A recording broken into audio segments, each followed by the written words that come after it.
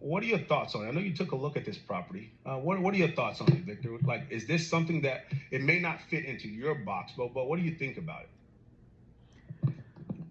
As an investor, I mean, for me, like, I have a couple of different things, what's called a buy box for a fund manager or syndicator, like when we're going off to look at deals. So that way we don't kind of get like, scatterbrained looking at every deal across the world.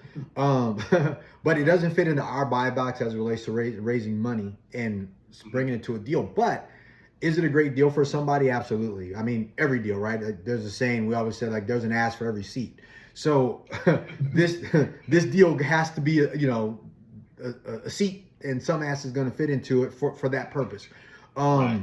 But I think, because I drove the property, just because I look at all properties, and naturally, like, and this is good for people to understand when you're dealing with someone like myself who's a fund manager or manages a fund in other people's capital. So the scenario about this is that I drive properties. If they're in my market, I want to know what's selling, what's trading. Sometimes it's in my buy box, sometimes it's not, because I'm looking for specific things about locations. So for this deal, location is great.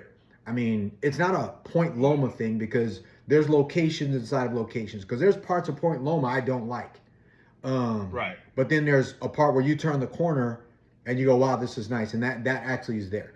So, anybody looking for a deal like this, because this deal is kind of more probably going to be seen as more of a stabilized deal. This will be more of a turnkey opportunity for somebody, in my thoughts. Right. That it's already been done. And, for the most part, there's an asking price. There's a price per door.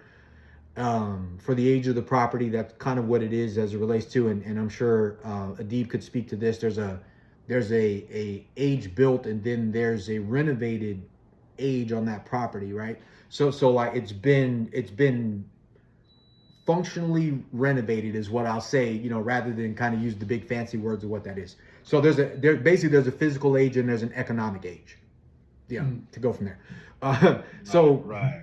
with this thing being renovated within the last year, economic age wise, it looks to be decently new as it relates to, it looks like they did the windows, they might have done the roofs, they might have done all that, as well as they've added an additional 4 dwellings to this place. So they've pushed it up to highest and best use as it relates to somebody taking a look at it. Just from a sheer real estate scenario, it's highest and best. Its economic age has already been brought up to par, even though the physical age is a little bit older. The location is sick. All the properties around it, all the properties around it probably range in that maybe $700 all the way up to $1 million range, and probably past there if you push maybe about 5 miles out, or somewhere between 2 to 5 miles out.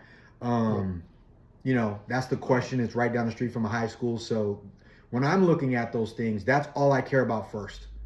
Before I look at numbers, before I look at purchase prices, do we even want this as an asset to park my money in? Because you're taking your money out of the bank and putting it into some other place. And like we said, if number one is preserve capital, will this building itself preserve that capital? Could it be destroyed?